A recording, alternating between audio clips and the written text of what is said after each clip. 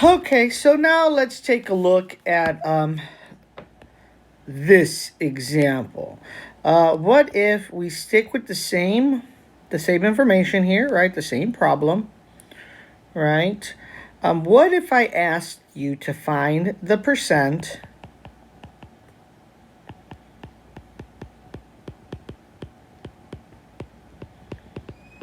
between, how about this time we get very exact? We do $16,521 and $17,495.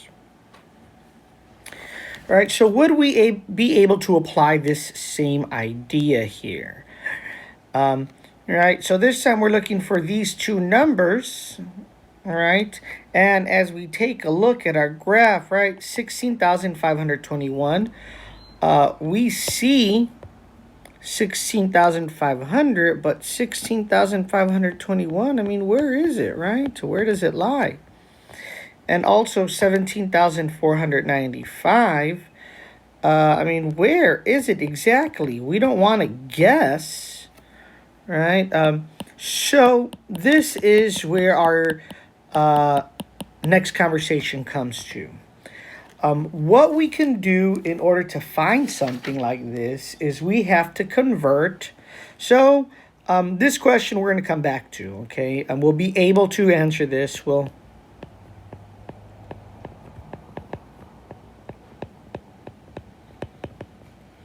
In section 12.5. But this leads us to talking about a z-score.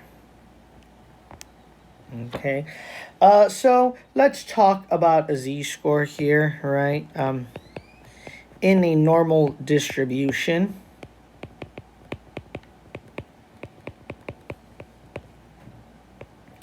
a z-score describes how many standard deviations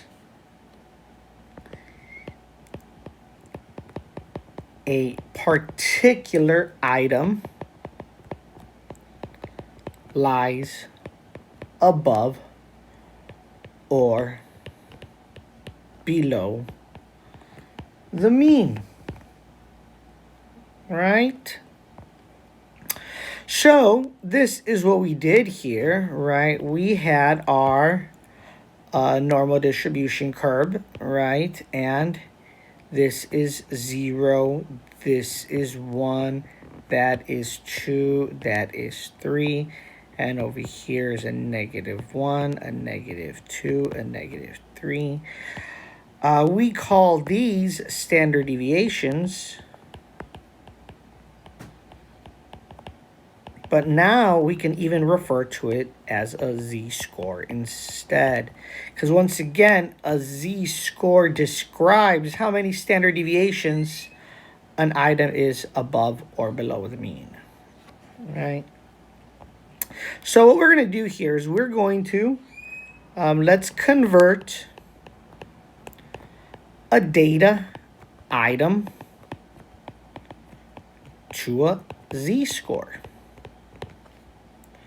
Right? And in order to do that, we need to know a formula. And this formula tells us that a z-score equals our data item minus the mean over the standard deviation. Or in other words, z-score of our data item equals our data item minus our mean over our standard deviation.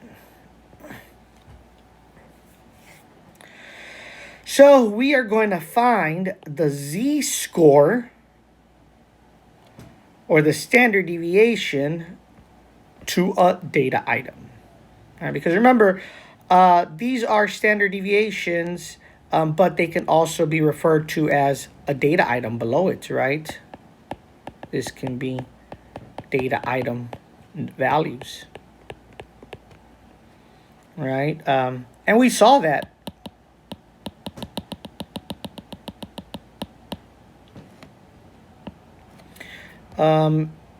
We saw this earlier, right? I mean, here, these were data items, and we're adding or subtracting standard deviations.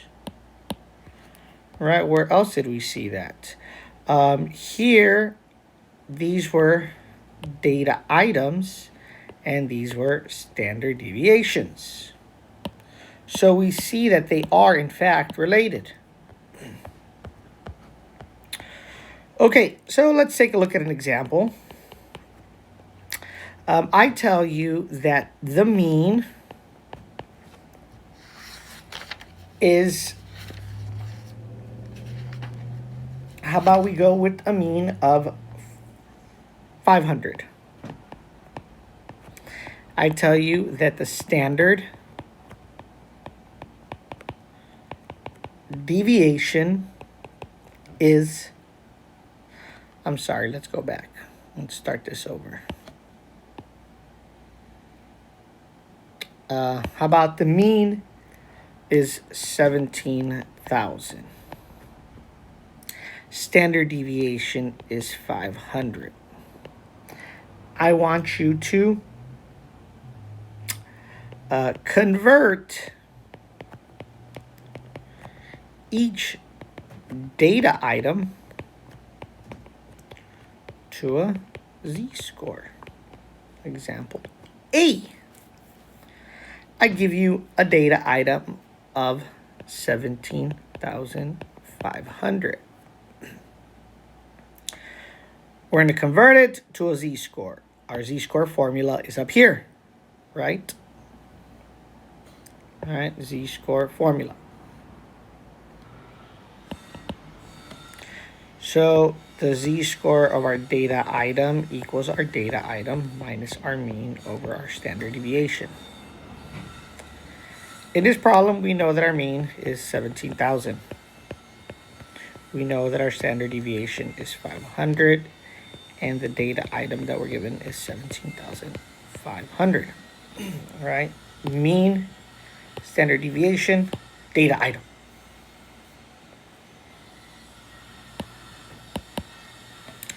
So our z-score of 17,500 equals x is 17,500. Our x bar is 17,000 over our standard deviation is 500. Well, the top we get 500, bottom is still 500. This is our z-score of this number. So our z-score of 17,500 equals 1. Right, this tells us that 17,500 is one standard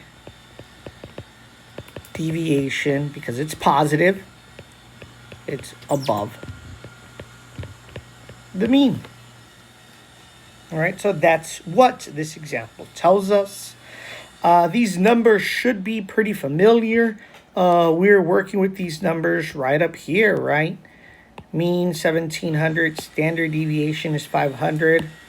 If we take a look, this is 17,500. This is our mean, and all we did is add 500 one time.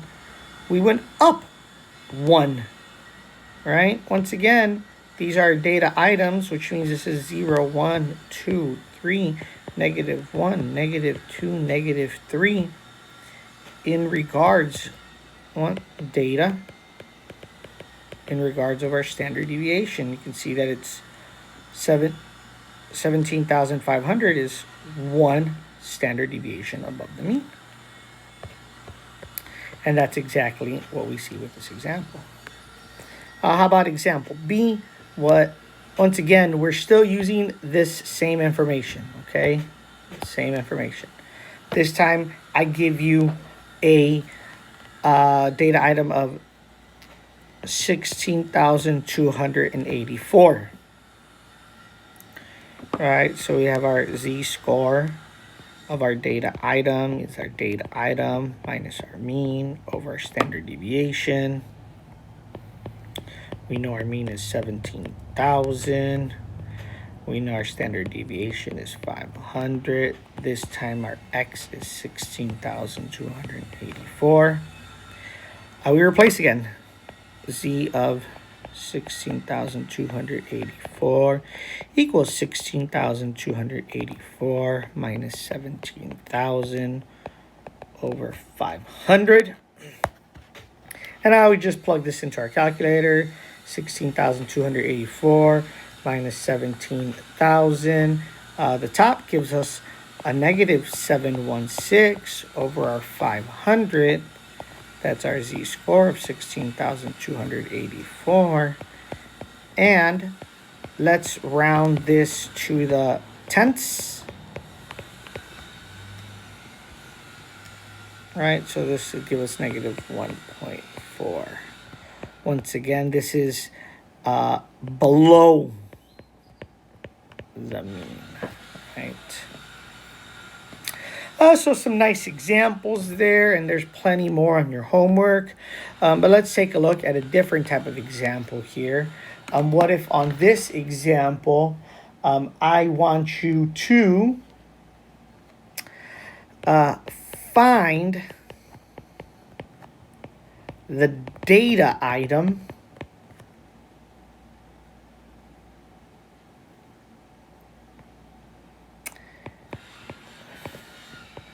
that has a mean of 400,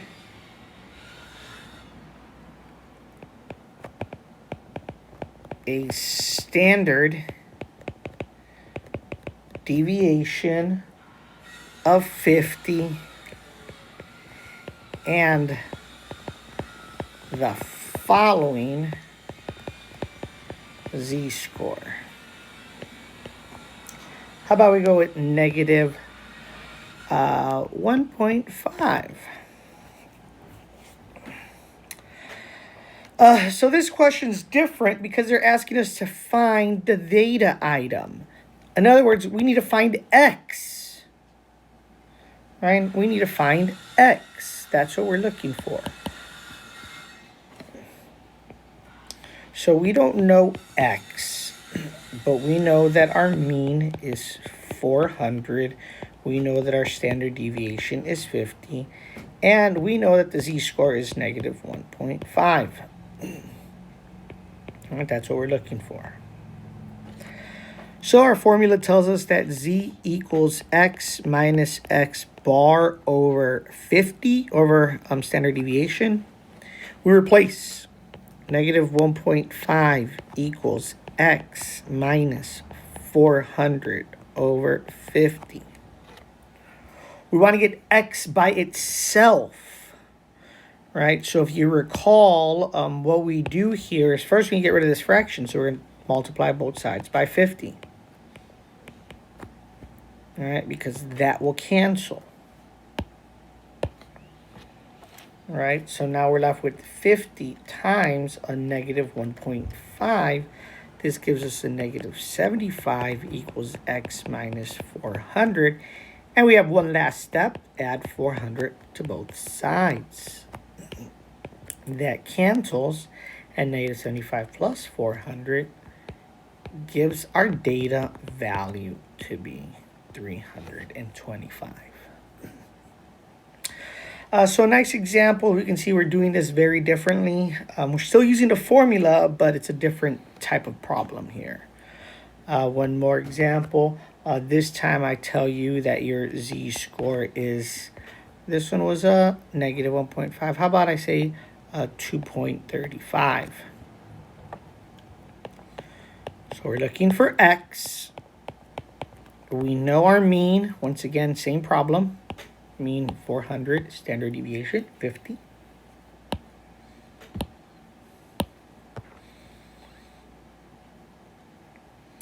Mean 400, standard deviation is 50, and we know that z is 2.35. So we have z equals x minus our mean over our standard deviation. This is 2.35 equals x minus 400 over 50. Same thing, we want to get x by itself, right? So times both sides by 50. All right, 50 on the top, 50 on the bottom, cancel out. Now we do 50 times 2.35. And that gives us 117.5 equals x minus 400. And then your last step is to add 400 to both sides. All right, and we get our x to equal 517.5. So some nice examples there. And the last thing that we're going to look at in this section is margin of error.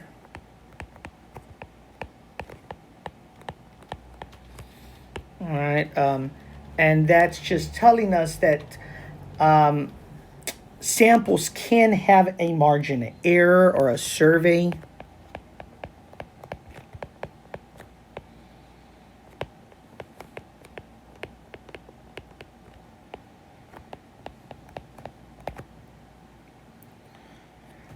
But what we can say is that there is a 95% probability that it lies within 1 over the square root of n times 100% of the true population percent, where this plus or minus 1 over the square root of n times 100%, that's what we're using, is called the margin of error. So all we need to know is n, and n is just the sample size.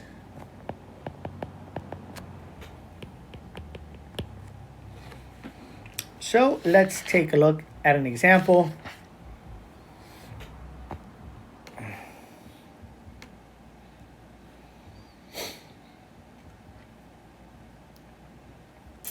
We look at a bar graph.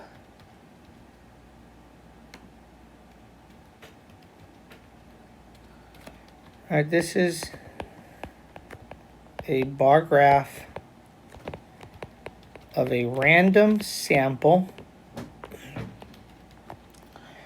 of 1,910 job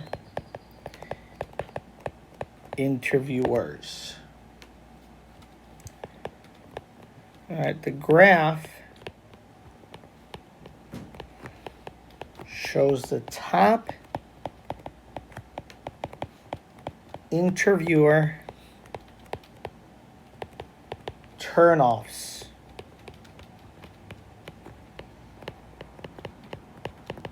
And the percentage of surveyed interviewers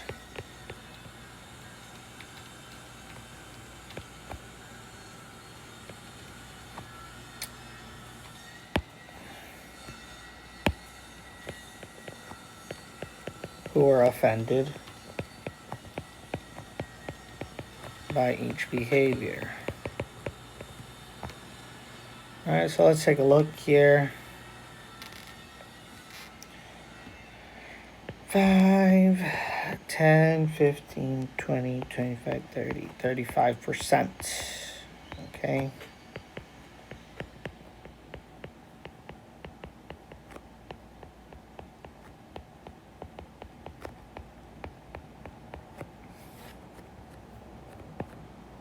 So here, 26%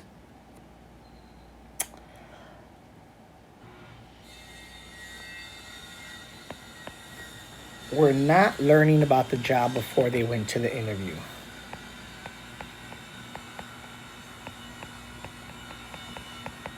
So that was a turnoff.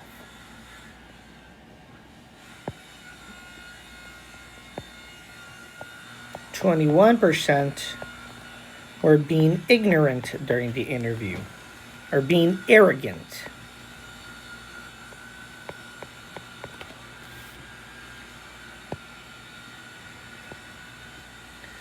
All right. 15% showed up late to the interview.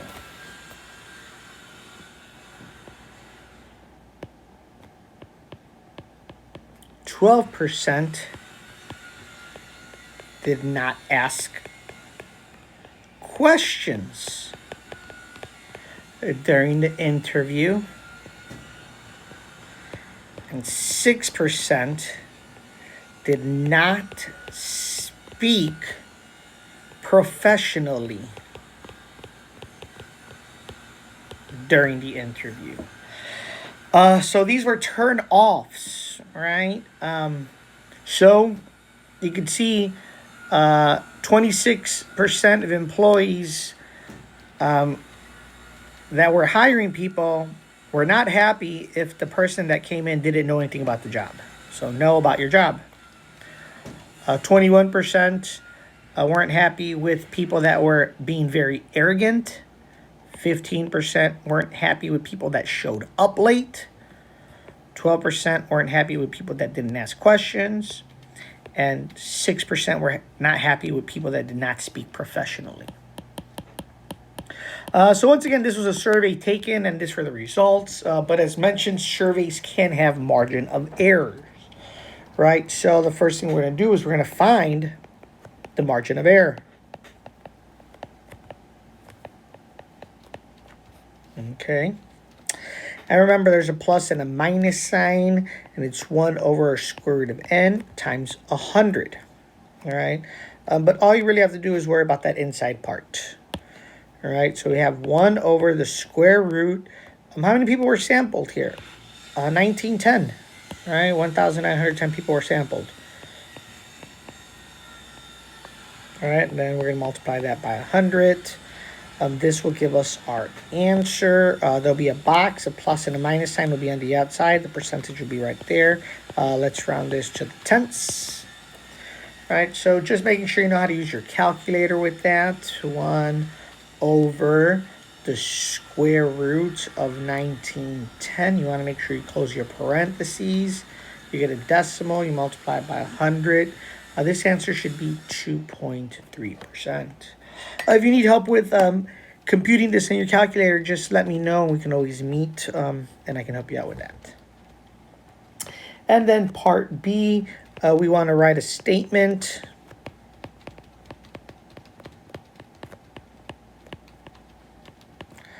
about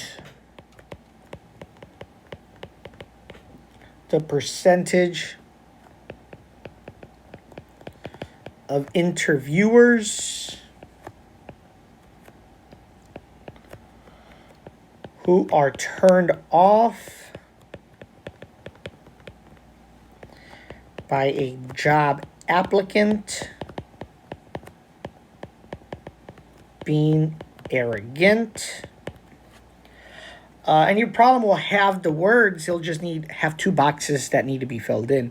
And it'll say something like, maybe in this survey, we can be 95% confident that